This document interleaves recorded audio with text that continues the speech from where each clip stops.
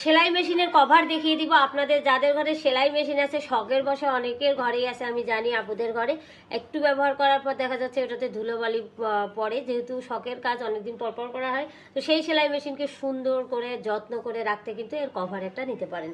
কভারটার আমি ডিটেলস দেখিয়ে দিচ্ছি।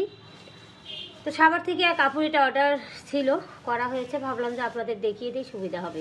তো প্রথমে যেটা পাবেন সেটা হচ্ছে আপনাদের মেশিনটার কভার। মেশিনের এটা ফ্রি সাইজের একটা কভার দেওয়া হয়েছে সিঙ্গারের, এরকম থাকবে, খেয়াল করবেন এইভাবে হচ্ছে আপনারা ধরবেন, লাগাবেন, তুলবেন।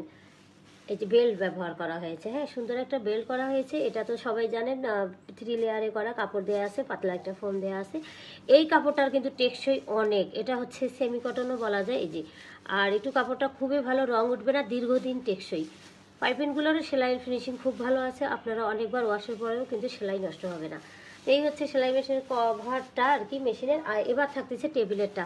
তো টেবিলের কাপড়টা আমি দেখিয়ে দিই যে কীভাবে ব্যবহার করবেন। এই যে টেবিলে যদি আপনি এটা লাগিয়েও রাখেন তারপরেও কিন্তু সেলাই করতে পারবেন, কেননা এই যে টেবিলের যে মাঝখানটা এটা কিন্তু কাটা দেয়া আছে সুন্দর করে, ভালো কোয়ালিটি সেলাই করা হয়েছে। এবং এই যে এটা হচ্ছে কি কুচি কুচি করে নেট কাপড়টা দেওয়া হয়েছে, সাথে লেস করা হয়েছে।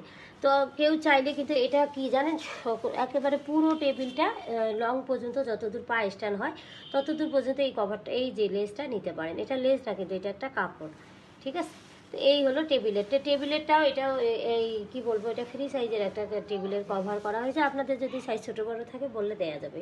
তো ডিটেলসটা দেখিয়ে দিলাম যে আসলে সেলাই মেশিনের কভারটা কীরকম হবে, একটু খেয়াল করবেন। আমি যদি লম্বা পাশে দিই তাহলে কিন্তু স্পষ্ট বোঝা যাবে, তাই না? তো কেউ চাইলে এই ফুলগুলো দিতে পারেন, নাও দিতে পারেন। যদি কারো লাগে আপনারাও নিতে পারবেন, সময় দিতে হবে। ভালো থাকবেন সবাই, আল্লাহ হাফেজ।